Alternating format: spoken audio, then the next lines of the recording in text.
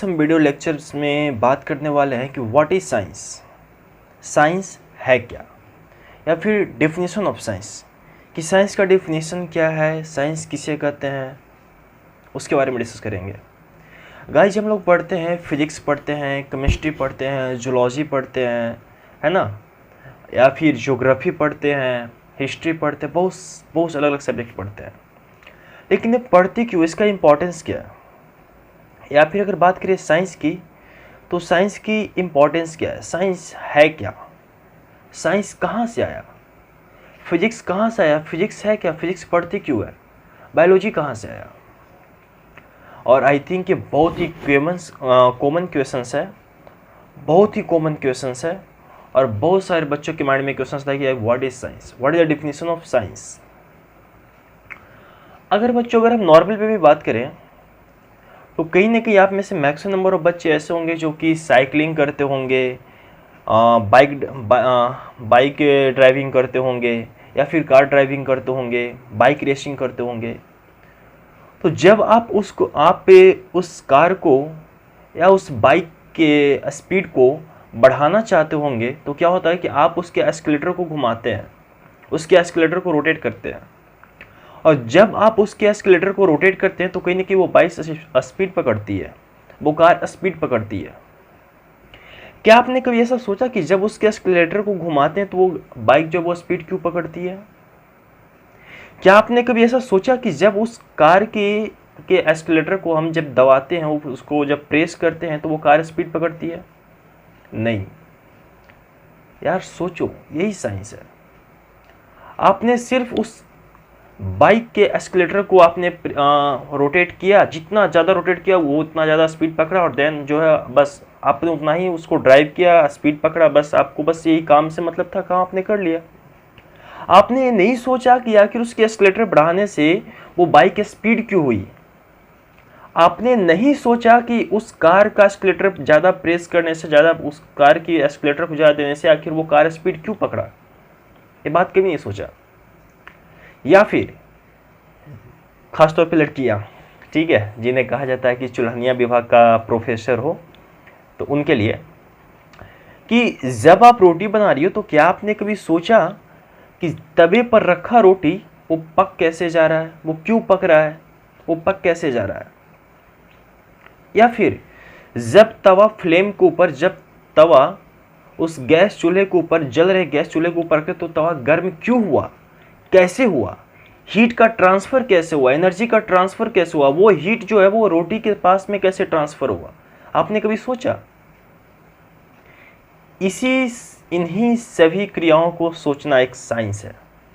अगर आप जितना भी आपके आसपास में फिजिकल फिनोमिनाज हो रहे हैं, बहुत सारे आपके आसपास में maximum number of physical phenomenas daily आपके डेली लाइफ में हो रहा है। जैसे भी मैं वीडियोस बना रहा हूँ, तो वीडियोस बनाने के लिए जो मैं ऑडियो सिस्टम, वीडियो सिस्टम जो यूज कर रहा हूँ, कहीं ना कहीं क्या है, एक साइंस का दिया हुआ गिफ्ट है। बहुत सारे ऐसे गिफ्ट है जो कि साइंस ने, जो कि ह्यूमंस को दिया है। Audio system, video system, mobile, telephone, television and many mores, that alls are gift of science to humans. ये सभी साइंस द्वारा दिए गए एक इंसानी सभ्यता को, एक इंसान को एक क्या है, गिफ्ट है। और इसलिए हम ऐसा बिल्कुल कह सकते हैं कि ours is the age of science, ours is the age of science, यानी कि हमारा युग ही हमारा विज्ञान है। अभी जिस युग में हम जी रहे हैं बच्चों, वही युग हमारा विज्ञान है। तो खैर, मैं बात कर रहा था कि जब आप बाइक के एस्केलेटर को रोटेट करते हैं, तो बाइक स्पीड पकड़ती है। या फिर जब आप किसी कार के एस्केलेटर को आप प्रेस करते हैं, तो वो कार स्पीड पकड़ती है। आपने इसके पीछे का रीजन कभी जानने की कोशिश किया कि वो स्पीड क्यों बढ़ रही उसके एस्केलेटर को प्रेस करने से, वो स्पीड उसकी क्यों बढ़ रही उसके एस्केलेटर को रोटेट करने से? जी नहीं। तो आज मैं इन्हीं सभी बातों के ऊपर डिस्कस करूंगा, और यहाँ से मैं साइंस का डेफिनेशन बताऊंगा। इसके साथ साथ बहुत सारे साइंटिस्ट, आइंस्टाइन थे, या फिर नील्स बोर थे, और भी बहुत साइंटिस्ट हैं। एक हैं लिंडसे लिंडसे, हाँ लिंडसे करके एक साइंटिस्ट, उन्होंने भी बहुत अच्छा साइंस का डेफिनेशन दिया था। और भी बहुत सारे साइंटिस्ट हैं, तो जिनके बारे में हम एक एक करके उन सबका जो स्टेटमेंट है साइंस के लेकर मैं सबका डिस्कस करूँगा। तो खैर स्टार्ट करते हैं। तो बच्चों, आपने अपने आसपास में बहुत सारे ऐसे घटनाएं देखे होंगे कि जो कि घट रही है और आप उसको इग्नोर कर देते हैं।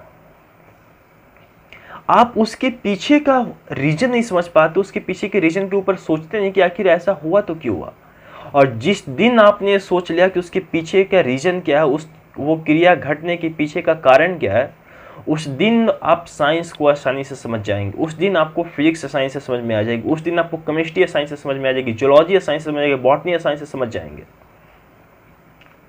और पता है, तो सबसे पहली बात कि साइंस जो है, साइंस वर्ड आया कहाँ से? साइंस वर्ड आया कहाँ से? तो बच्चों क्या है कि एक लैटिन वर्ब है, एक लैटिन वर्ब साइंटिया, एक लैटिन वर्ब है साइंटिया, जिसका मीनिंग्स होता है टू नो। टू नो यानी कि जानकारी। एक लैटिन वर्ड है साइंटिया, जिसका मीनिंग्स ही होता है जानकारी, इसका मतलब ही होता है जानकारी। और उसी लैटिन वर्ड साइंटिया से साइंस बनाया गया। ठीक है बच्चों, उसी लैटिन वर्ड साइंटिया से साइंस बनाया गया। यानी कि science word originate from the Latin word scientia, जिसका मीनिंग्स होता है टू नो। ठीक है। और बच्चों, साइंस को हम लोग संस्कृत में विज्ञाना कहते हैं, जिसे विज्ञान कहा जाता है। विज्ञाना यानी कि विज्ञान। और साइंस को अरबिक में इल्म कहा जाता है, ILM, ILM, इल्म। इल्म का मतलब ही होता है साइंस। अगर आप देखें तो विज्ञाना का और इल्म का, दोनों का कहीं ना कहीं इंग्लिश मीनिंग जो है वो सेम है। दोनों का मतलब होता है नॉलेज, जानकारी। विज्ञाना का और इल्म का दोनों का मतलब होता है क्या? तो नॉलेज। नॉलेज मतलब कि जानकारी।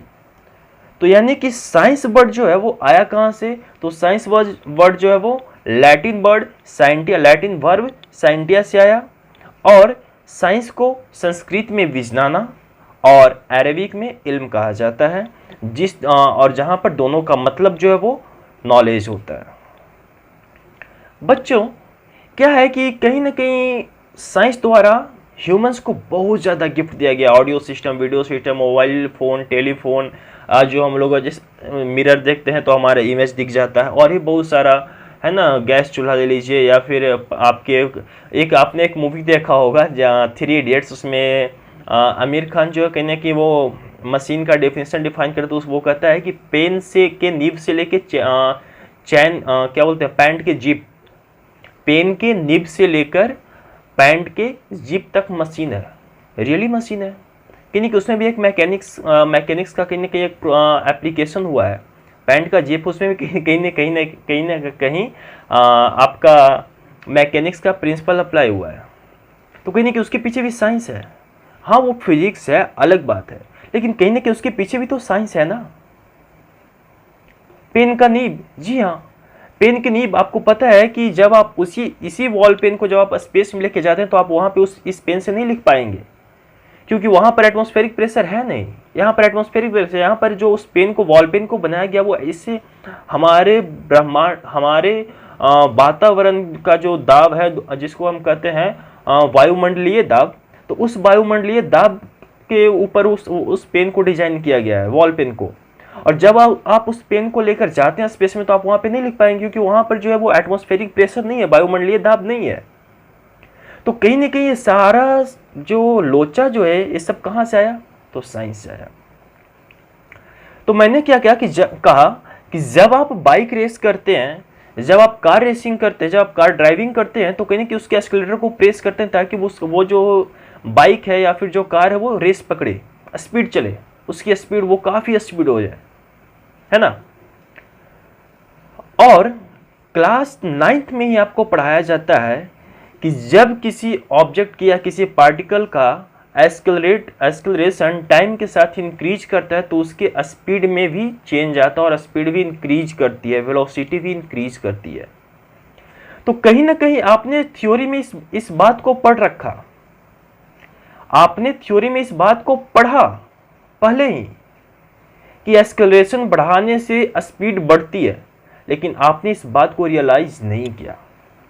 आपने इस बात को कभी वास्तविक रूप से सोचा नहीं, आपने इस बात पर गौर नहीं किया।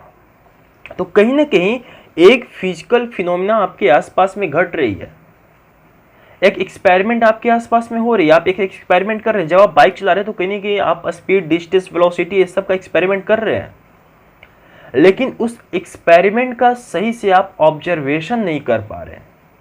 और वो सही से ऑब्जर्वेशन नहीं करने की वजह से आप इस बात को नहीं समझ पा रहे हैं कि एक्सेलरेशन के साथ में वेलोसिटी कैसे इंक्रीज हो रही, एक्सेलरेशन बढ़ने से कैसे स्पीड बढ़ रही, एक्सेलरेशन घटने से कैसे स्पीड घट रही। इस बात को आप नहीं समझ पा रहे। क्यों? तो क्योंकि उसके पीछे का थ्योरी आपने पढ़ रखा है, लॉजिक आपने पढ़ रखा है, लेकिन थ्योरी आपने पढ़ रखा है, लॉजिक आपने पढ़ रखा है, लेकिन आपने जो आपके पास में आसपास में एक्सपेरिमेंट हो रहा है, या फिर जो आप एक्सपेरिमेंटली कर पा रहे हैं, जो आप एक्सपेरिमेंटली कर रहे हैं, आप उसका सही से ऑब्जर्वेशन नहीं कर पा रहे हैं। और अगर ऑब्जर्वेशन कर भी रहे हैं तो उसकी लॉ को नहीं समझ रहे हैं। और इस वजह से हम जो है साइंस को समझने में पीछे रह जाते हैं, या फिर उसके फिजिक्स को नहीं समझ पाते, या फिर जो भी है, केमिस्ट्री हो, बायो हो, कोई भी सब्जेक्ट हो, नहीं समझ पाते हैं। तो क्या हम ऐसा कर सकते हैं कि साइंस का डेफिनेशन क्या हम इस तरह से कर सकते हैं कि science the knowledge which humans have gained through the observation and experiment which systematically organised. Science का डेफिनेशन क्या है? तो साइंस का डेफिनेशन है बच्चों कि the knowledge which humans have gained through observation and experiment which organised systematically, या फिर which systematically organised is called science. मतलब कि साइंस है क्या? तो अगर कोई भी घटना आपके पास में घट रही, आपके आसपास में कोई भी घटना घट रही, आप उसका सही से आपने उसका ऑब्जर्वेशन किया, या फिर आपने कोई एक्सपेरिमेंट किया, उस एक्सपेरिमेंट का सही से आपने ऑब्जर्वेशन किया। जब आप गैस चूल्हे के ऊपर आपने तावा रखा तो तावा धीरे धीरे गर्म होने लगा। जब वो तावा गर्म हो रहा था तो आप उस गर्म हो रहे तावे के साथ में सही से या तो आप उसके गर्म होने की क्रिया को आपने सही से आप उसका ऑब्जर्वेशन नहीं कर पाए कि हीट किस तरह से फ्लो हो रहा है, हीट फ्लो होने का मैकेनिज्म क्या है, हीट कैसे फ्लो हो रहा है। और इस वजह से आप साइंस को समझ नहीं पाए, क्योंकि आपने सही से ऑब्जर्वेशन नहीं किया। आपने ऑब्जर्वेशन किया भी, थोड़ी बहुत आपको समझ में आई, तो आपने सही से उसके सिस्टमेटिक ढंग से नहीं समझ पाया, उसके सिस्टमेटिक प्रोसीजर क्या है, उसके सिस्टमेटिक प्रोसेस को आपने नहीं समझ पाया कि हीट ट्रांसफर होने की वजह क्या है। तो टेम्परेचर डिफरेंस क्या है? तो जब चूल्हा जल रहा है तो चूल्हे का टेम्परेचर कहीं ना कहीं उस ताबे के टेम्परेचर के रिस्पेक्ट में क्या है, काफ़ी ज़्यादा है। और हीट कहाँ फ्लो होती है? तो heat always flow from higher temperature to lower temperature. तो आपने ये जो टर्मिनोलॉजी है, टेम्परेचर डिफरेंस या फिर heat flow from higher temperature to lower temperature, आपने इस बात को नहीं समझ पाया। या फिर टेम्परेचर है क्या? जैसे हम लोग टेम्परेचर को अगर हम लोग पढ़ते तो टेम्परेचर क्या लिखते हैं कि द एवरेज काइनेटिक एनर्जी पर मॉलिक्यूल्स इज कॉल्ड टेम्परेचर। तो कहीं ना कहीं एवरेज काइनेटिक एनर्जी, आपने जो टर्मिनोलॉजी जो यूज किया, kinetic energy, average kinetic energy, आपने इस टर्मिनोलॉजी को नहीं समझ पाया। तो कहीं ना कहीं जब तक आप उसको सिस्टमेटिक तरीके से, सिस्टमेटिक ढंग से ऑर्गेनाइज्ड करके, उस एक्सपेरिमेंट को ऑब्जर्वेशन करके, और इसके बाद उसके रूल के, उसके लॉ को सिस्टमेटिकली ऑर्गेनाइज्ड करके आप नहीं समझते, तब तक आपको उसके पीछे का रीजन समझ नहीं आता है कि आखिर वो प्रोसीजर, वो फिजिकल फिनोमिना जो घट रही है वो है क्या। तो इसलिए साइंस का डेफिनेशन जो the knowledge which humans have gained through the observation and experiment which organised systematically is called science. इसके बाद क्या मैंने बताया कि साइंस को दो पार्ट में कैटेगराइज्ड किया गया, एक फिजिकल साइंस और एक बायोलॉजिकल साइंस। तो अब ये फिजिकल साइंस क्या है, ये बायोलॉजिकल साइंस क्या है, या फिर फिजिकल साइंस में क्या पढ़ते हैं, बायोलॉजिकल साइंस में क्या पढ़ते हैं। तो फिजिकल साइंस में बच्चों हम लोग नॉन लिविंग्स के बारे में पढ़ते हैं। फिजिकल साइंस में हम लोग नॉन लिविंग्स के बारे में पढ़ते हैं और बायोलॉजिकल साइंस में हम लोग लिविंग्स के बारे में पढ़ते हैं। जो भी हम लोग को लिविंग्स के बारे में पढ़ना है वो सब बायोलॉजिकल साइंस में पढ़ना है, और जो हम लोग को नॉन लिविंग्स के बारे में पढ़ना है वो फिजिकल साइंस में पढ़ना है। अब तो क्या हम इस तरह से फिजिकल साइंस को डिफाइन कर सकते हैं कि science which deals with non-living things, science which deals with non-living things is called physical science, and the science which deals with living things is called biological science।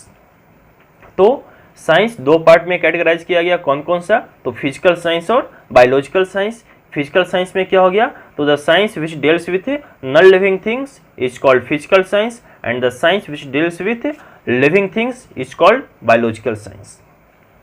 Physical science में क्या क्या होता है बच्चों? तो फिजिकल साइंस में हम लोग फिजिक्स पढ़ते हैं, केमिस्ट्री पढ़ते हैं, इसके बाद फिर जियोग्राफी पढ़ते हैं, और क्या तो और ओकेनोलॉजी हो गया, एस्ट्रोलॉजी हो गया, एस्ट्रोनॉमी हो गया, ये सब कहाँ पढ़ते हैं? तो ये सब फिजिकल साइंस में पढ़ते हैं। वही अगर बात करें जूलॉजिकल साइंस की, उसके बाद अगर हम बात करें बायोलॉजिकल साइंस की, तो बायोलॉजिकल साइंस में आपका सबसे पहले आपका जूलॉजी हो गया, बॉटनी हो गया, एंथ्रोलॉजी हो गया, पोमोलॉजी हो गया, पीसी कल्चर हो गया, और ये बहुत कुछ एटीसी, ये सब क्या है? ये सब बायोलॉजिकल साइंस का पार्ट है। बच्चों ये जानकर आपको एक बहुत ही आश्चर्य होगा कि जो एक साइंटिस्ट है, बहुत ही फेमस साइंटिस्ट है, और आपने उस साइंटिस्ट आप उस साइंटिस्ट को बहुत अच्छे तरीके से जानते हैं, बहुत ही महान साइंटिस्ट है, और आपने उनका पिक्चर कहीं ना कहीं जरूर देखा होगा, जो कि जीभ बाहर निकाले हुए रहते हैं। उनका एक जीभ जो है बाहर निकाले हुआ एक उनका एक फोटो बहुत ज़्यादा फेमस है। जी हाँ, आपने सही सोचा, अल्बर्ट आइंस्टाइन। जी हाँ, अल्बर्ट आइंस्टाइन ने कैसे साइंस को डिफाइन किया? तो अल्बर्ट आइंस्टाइन ने कहा कि science is the creation of human mind, science is the creation of human mind with its freely invented ideas and concept.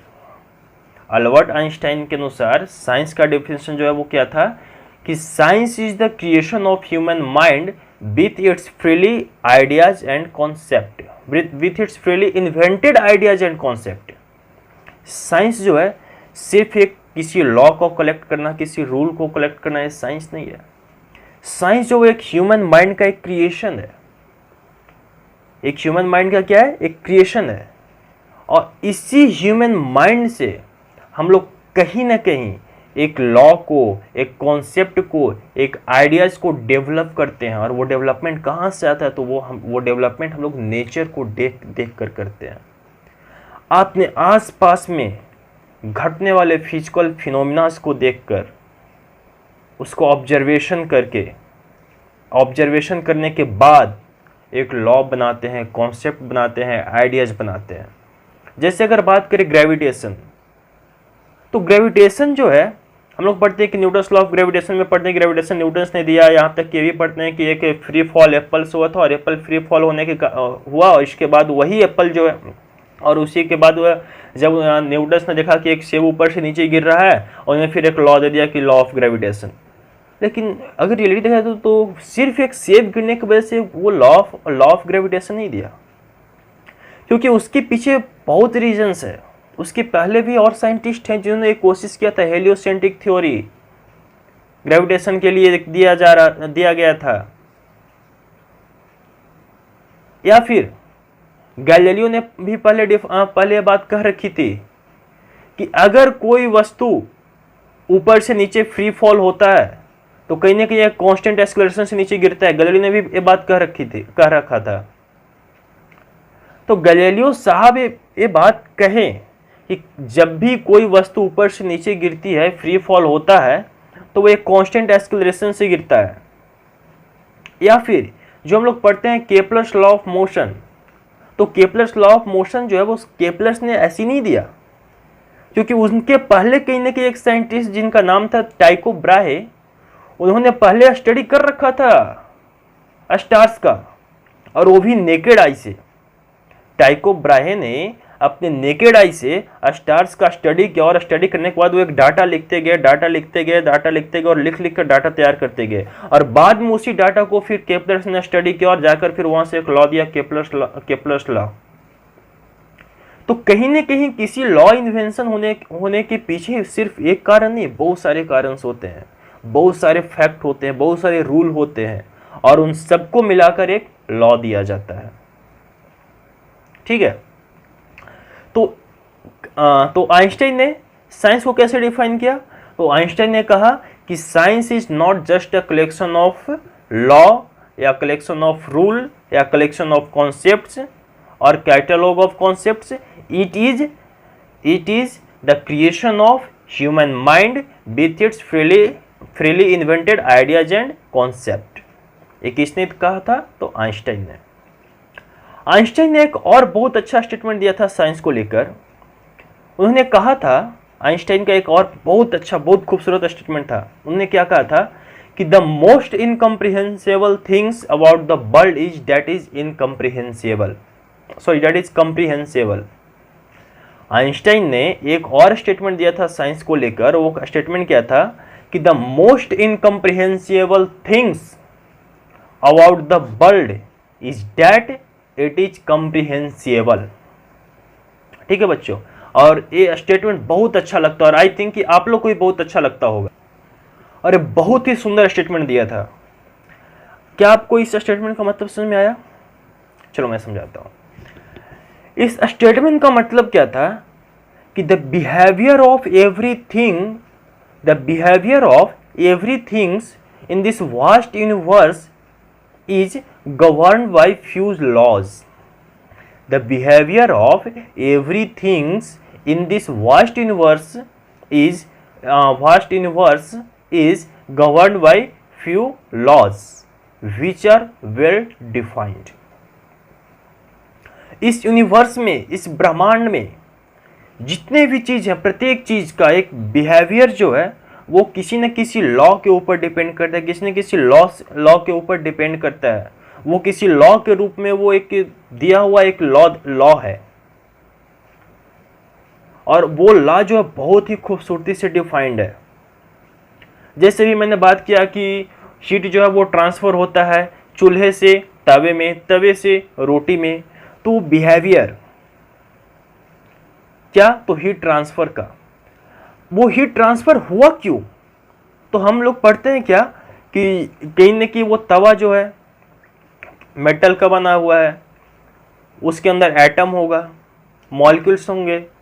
अब वो एटम क्या होगा कि जैसे ही उसको टेम्परेचर मिलेगा अब वो वाइब्रेट करना शुरू करेगा, यानी कि रैंडम मोशन। तो रैंडम मोशन का ये आपको नॉलेज आया कहाँ से? ये वाइब्रेटरी मोशन, वाइब्रेशन, ये नॉलेज आपको आया कहाँ से? हीट ट्रांसफर ये नॉलेज आया कहाँ से? टेम्परेचर डिफरेंस, ये बात आपको समझ में कैसे आई? तो ये सभी क्या है? तो कहीं ना कहीं आपने उसका सही से एक ऑब्जर्वेशन किया। जब वो एक्सपेरिमेंट आपके पास में घट रही थी, जब वो एक्सपेरिमेंट आपके पास में हो रही थी, तो आपने उसका सही से ऑब्जर्वेशन किया, रूल्स बनाए और बहुत सारे आइडियाज कॉन्सेप्ट बनाए। उन सभी आइडियाज कॉन्सेप्ट को मिलाकर क्या किया? आपने एक लॉ दे दिया, है ना। तो आइंस्टाइन ने क्या कहा था? फिर से एक बार कि आइंस्टाइन ने साइंस का डेफिनेशन क्या कहा? तो science is not just a collection of law and catalogue of concepts and ideas, it is a creation of human minds with its freely invented ideas and concept. इसके बाद फिर Newton ने और एक स्टेटमेंट दिया। वो कौन सा स्टेटमेंट दिया था? उन्होंने कहा था कि the most incomprehensible things about the world is that it is comprehensible. क्या कहा था? कि the most incomprehensible things about the world is that it is comprehensible. और इसका मीनिंग्स क्या होता है? इस स्टेटमेंट का मीनिंग्स क्या था? तो मीनिंग्स ये था बच्चों कि the behaviour of everything in this vast universe is governed by the few laws which are well defined. और ये स्टेटमेंट न्यूटन का बहुत ही खूबसूरत स्टेटमेंट था। इसके बाद एक और साइंटिस्ट आए जिनका नाम था ब्रूस लिंडसे। ब्रूस लिंडसे ने बच्चों साइंस को एक अलग तरीके से डिफाइन किया। उन्होंने कहा कि science is the method for describing, creating and understanding the human's experience। उन्होंने क्या कहा साइंस को लेकर, साइंस को किस तरह से डिफाइन किया? तो उन्होंने साइंस को डिफाइन किया कि science is the method for describing, creating and understanding the humans experience. यानी कि ह्यूमन्स के एक्सपीरियंस को अंडरस्टैंड करना, डिस्क्राइब करना, वो एक साइंस एक मेथड है जो कि ह्यूमन्स के एक्सपीरियंस को क्या करता है, वो डिस्क्राइब करता है या अंडरस्टैंड करता है ना। तो साइंस एक क्या है, तरीका है ह्यूमन एक्सपीरियंस को समझने का। तो इस तरह से ब्रूस लिंडसे ने साइंस को डिफाइन किया। तो अगर आपसे कोई पूछता है कि व्हाट इज साइंस, तो आप बस इतना ही बताएंगे कि the knowledge which humans have gained through the observation and experiment which organized systematically is called science। इतना आपके लिए, इतना डेफिनेशन सफिशिएंट है। वरना फिर आप आइंस्टाइन का जो दिया हुआ स्टेटमेंट है साइंस को लेकर, आप उसको डिफाइन कर सकते हैं। आइंस्टाइन का क्या डेफिनेशन था? तो the science is not just a collection of laws and catalogue of rules and concepts, science is the creation of human mind with its freely invented ideas। और उन्होंने एक चीज़ और जो लाइन की वो क्या था, सबसे सुंदर लाइन हमें लगता है कि the most incomprehensible things about the world is that it is comprehensible. और इसका मीनिंग्स क्या था? तो इसका मीनिंग्स ये था, इसका मतलब ये था कि the behaviour of everything in this vast universe is governed by the few laws which are well defined. तो इस तरह से साइंस को लेकर, या फिर इस तरह से साइंस को डिफाइन किया गया। अब बात करते हैं बच्चों की, जो अभी मैंने बताया कि साइंस को दो पार्ट में डिवाइड किया गया, physical science and biological science. और फिजिकल साइंस में मैंने बताया फिजिक्स, और जो मैं आप लोग को पढ़ा रहा हूँ या पढ़ाऊँगा या इन फ्यूचर जो पढ़ाने वाला हूँ, और अभी जो कुछ वीडियोज अपलोड भी है न्यूमेरिकल सीरीज का, और भी बहुत सारा वीडियोज अपलोडेड हैं फैक्टर वगैरह का। और वीडियोज इधर आप नहीं पा रहा था क्योंकि कुछ इशू चल रहा था, इस वजह से हम वीडियोज अपलोड नहीं कर पाते, वीडियो शूट नहीं कर पाते, वीडियो नहीं बना पा रहे थे। लेकिन अब जो है वो रेगुलरिटी रहेगी, वो रेगुलर वीडियोज आते रहेंगे। खैर, तो वो हम क्या पढ़ाएंगे? फिजिक्स। तो हम बात करते हैं फिजिक्स। फिजिक्स है क्या, और फिजिक्स में पढ़ते हैं क्या, और फिजिक्स का डेफिनेशन क्या है? बच्चों जो फिजिक्स जो है, पता है फिजिक्स का मतलब ये फिजिक्स वर्ड आया कहाँ से? तो फिजिक्स जो है वो ग्रीक एक वर्ड है फ्यूसिस, FUSIS, फ्यूसिस वर्ड से लिया गया है फिजिक्स। फ्यूसिस वर्ड से एक लिया गया है फिजिक्स वर्ड जो है वो कहाँ से है? तो फ्यूसिस वर्ड से लिया गया है, जिसका मतलब ही होता है नेचर। फ्यूसिस का मतलब ही होता है नेचर। तो वास्तविक सी जाहिर सी बात है कि जब फ्यूसिस का मतलब होता है नेचर, और फिजिक्स जो है वो फ्यूसिस वर्ड से लिया गया है, तो यानी कि हम लोग इसमें नेचर के बारे में पढ़ेंगे, नेचुरल फिनोमिनाज के बारे में पढ़ेंगे। तो जी हाँ, बिल्कुल, फिजिक्स जो है वो नेचर का स्टडी करना, नेचुरल फिनोमिनाज का स्टडी करना ही फिजिक्स है, फिजिक्स कहलाता है। और इसलिए ही फिजिक्स का डेफिनेशन बनता है कि the branch of science which devoted to a study of nature and natural phenomenas या नेचुरल लॉज। क्या बनता है कि the science which devoted to a study of nature and natural phenomenas is called physics. ठीक है बच्चों, तो physics का डेफिनेशन आई होप कि आप लोग को हमेशा याद रखिएगा, बहुत ही ईजी और एक लाइन में दिया हुआ डेफिनेशन है। अभी नेचर और नेचुरल फिनोमिनाज क्या है? तो क्या कभी आपने रात में कभी ऐसा देखा कि जैसे होता है क्या कि कभी एक उल्का पिंड का टुकड़ा गिर रहा हो, तो कुछ लोग ऐसा भी कहते हैं कि उल्का पिंड का टुकड़ा गिर रहा है। कुछ जैसे लवर्स वगैरह का जो चक्कर हो गया, बॉयफ्रेंड गर्लफ्रेंड का, तो गर्लफ्रेंड बोलती है वो देखो तारा टूट रहा है, विश मांगो। नहीं तो विश मांगता है गॉड हम लोगों का प्यार सच्चा, हम लोगों को प्यार हमेशा इसी तरह बना रहे। नहीं, या फिर घर में कोई बूढ़ बुजुर्ग आत्मा होते हैं, जैसे दादा दादी हो गए, है ना, नाना नानी हो गए, तो वो लोग क्या बोलते हैं कि ये देखो किसी का आत्मा उड़ के जा रहा है। तो यानी कि जब उस फिजिकल फिनोमेनास को देखा तो लोगों ने अलग अलग तरीके से उसको डिफाइन किया। किसी ने कहा कि आत्मा उड़ के जा रहा है, किसी ने कहा उल्का पिंड गिर रहा है, किसी ने क्या कहा कि विश मांगो, कुछ है उस टाइप का, मतलब कि कुछ गॉड है वगैरह, जो भी है विश मांगो। या फिर क्या जैसे होता है क्या कि अगर आप घर में नॉर्थ की तरफ अगर आप सर करके सोए तो कहीं ना कहीं आपको मना किया था कि नॉर्थ की तरफ सर करके ना सोए। क्यों? तो क्योंकि लोग कहते हैं कि उत्तर की दिशा में कहीं ना कहीं शायद यमराज का दरवाज़ा होता है, इसलिए मृत्यु हो जाती है या फिर मृत्यु जल्दी हो जाता है, और इसीलिए उत्तर के तरफ यानी कि नॉर्थ के साइड में जो है वो मुर्दे का जो सर जो है वो नॉर्थ के साइड में रखा जाता है। लेकिन साइंस का उसके पीछे का लॉजिक क्या है कि नॉर्थ पोल, नॉर्थ की तरफ नॉर्थ पोल वो मैग्नेटिक इफेक्ट क्रिएट करेगा, तो माइंड के ऊपर एक फोर्स लगेगी, मैग्नेटिक फोर्स, मैग्नेटिक फील्ड की वजह से मैग्नेटिक फोर्स लगेगा। तो ये जो मैग्नेटिक फील्ड, मैग्नेटिक फोर्स, ये आपको समझ में आया कहाँ से? तो साइंस से, जब आपने उस नेचुरल फिनोमेनन्स का स्टडी किया। ये तो उसके पहले तो आप भी वही समझ रहे थे।